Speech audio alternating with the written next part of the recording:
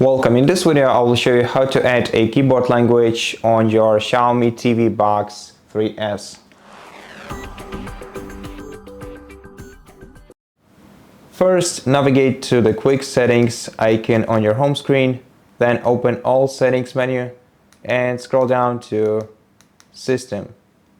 Here in system menu, we're gonna have to find keyboard, then select Gboard Settings and go to languages, and now select the languages you want to add to the languages list. So first of all, switch off use system languages and then scroll down to the languages that you want to add.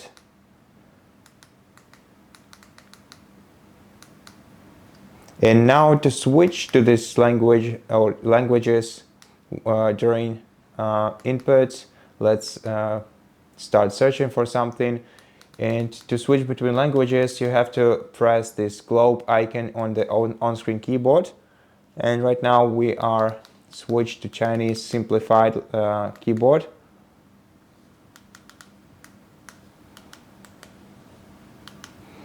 And that's basically how we do it. So thank you so much for watching this video. If you liked it, please consider subscribing to our channel, leave us a like and a comment below, and I'll see you in the next one.